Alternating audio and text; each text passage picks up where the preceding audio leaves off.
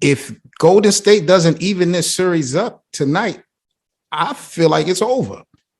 Mm-hmm. It could be. I mean, as you mentioned, the role players for Boston, I mean, they're so good. Of course, you have Al Horford, you have Marcus Smart, and you can't forget about how well Derek White performed in game one. I mean, he scored 21 points. So, and then, of course, they have other guys that come off the bench as well. Williams, so, yep. I do think that they're disrespecting him a little bit, but I don't know. I think Golden State's going to win tonight, or at least on Sunday night, to tie the series up, because I can't see them going down 2-0. If they go down 2-0, I can't really see this. I think the series could be over, to be honest with you. But yeah, you mentioned, like I said, if Golden State continues to disrespect the role players for Boston, they're in trouble, because, as you mentioned, the role players for Boston are so good, and that's a big reason why they win all the way this far.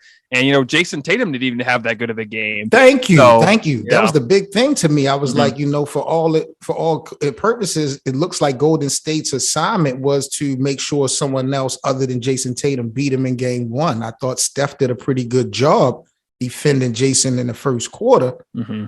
But like you said, man, respect is a huge thing in a 7-game series. And I know generally when a team is down 2-0, that's not a big deal. Even if they're not playing well, anything can happen in a 7-game series. But I just feel like the respect angle is going to carry it over, because Boston has the best defense, it looks like, in the league.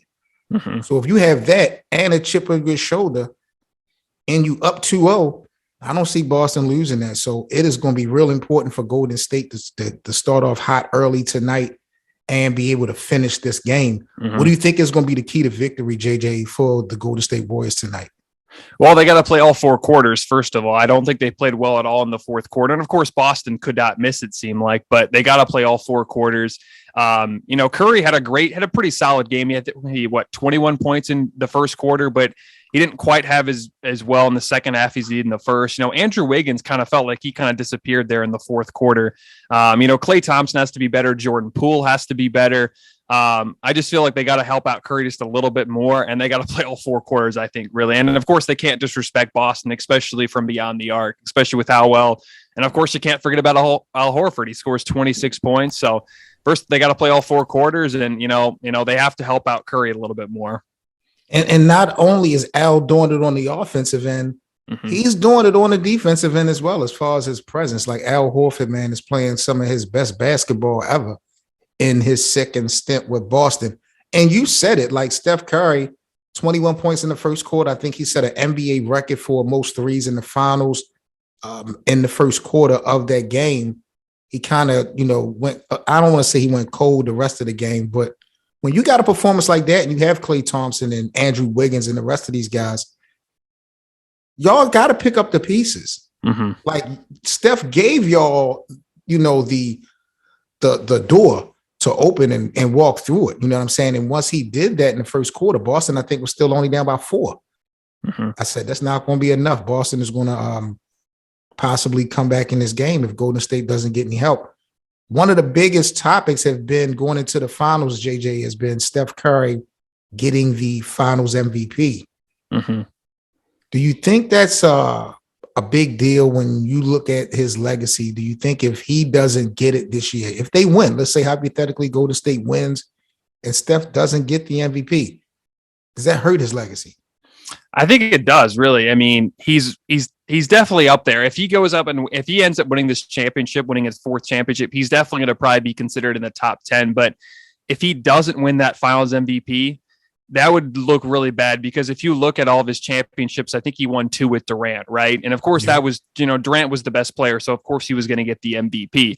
But if you go way back to 2015, he was the best player on that team and he didn't get finals MVP. And I think LeBron got more votes than he did. So, and especially with the Cavs, they didn't have Kyrie Irving or Kevin Love. So I think it looks 2015, right? Yep. It looks really bad if Curry does it. If they win this championship and he doesn't win a finals MVP, that would, I think, tarnish his legacy just a bit. And I think he has to win the finals MVP, really. I'm going to keep it real with you, JJ. I think I think they already got his name on the award. I think because this has been so much of a hot topic, I feel like they've already set up to give it to him as long as they win.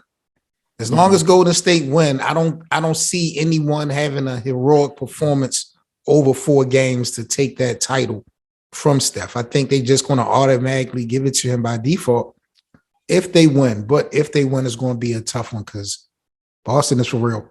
So do you have Golden State even in the series out tonight?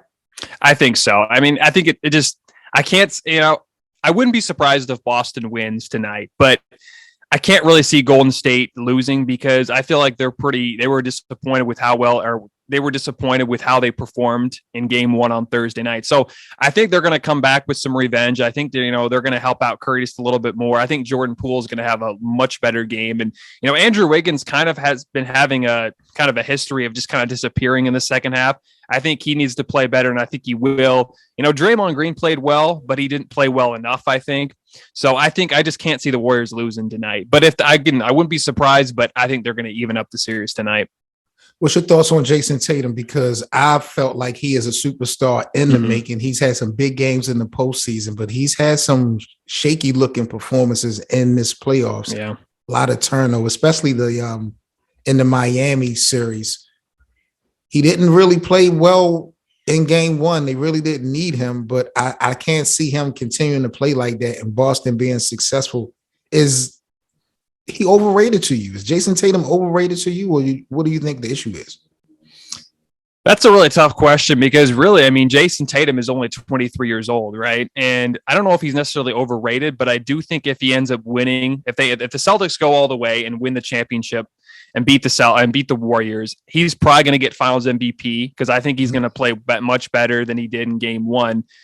He might be a tad bit overrated, but I definitely think he's up there, especially with how well he had this year. Now, I'm not sure he deserved all NBA first team. I think they should have put Embiid and Jokic in there, but I think he might be a tad bit overrated. But I think if they win this series, he's probably going to, if he ends up getting Finals MVP, it'll solidify his star quality. Okay. Mm-hmm. Do you think he's better than Jaylen Brown overall? Do you think Jason is the best Celtic? Yeah, I think he is. Now, I think he's a little more gifted than Jaylen Brown is, but Jaylen Brown is still a solid player. I think Jaylen Brown is underrated, to be honest with you. And we kind of showed on Thursday night, right? So I think Jason Tatum is the best player, but I think Jaylen Brown's a great number 2. Might be one of the best number 2s in the league. Probably definitely right. Top 5 or top 3, maybe even. This series already, man, we've only went through 1 game, and I've just been surprised because we talked about Golden State's experience and their finals experience. They've been here so many times, and people talk about the lack of experience Boston has because no one on their roster has ever played in the finals. But they've shown me that there's multiple definitions of how you can define experience because what Boston went through this year alone, KD and Kyrie, the defending champions and Giannis, and what they went through versus Miami. That's experience right there. So Boston showed me that the experience thing that people were talking about, you can't necessarily give it to Golden State because Boston has went through some real time ups and downs in this postseason. Some people may feel Golden State kind of had a cakewalk because Ja was hurt, because Luka doesn't have any help.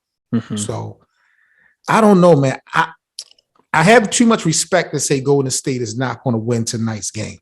So I will say I'll predict that they'll even it up. But like I said, JJ, if they lose tonight, to me, it's over. I just don't think they'll bounce back. Be sure to check out the rest of this episode and more at The Best of 7 on all your favorite listening platforms.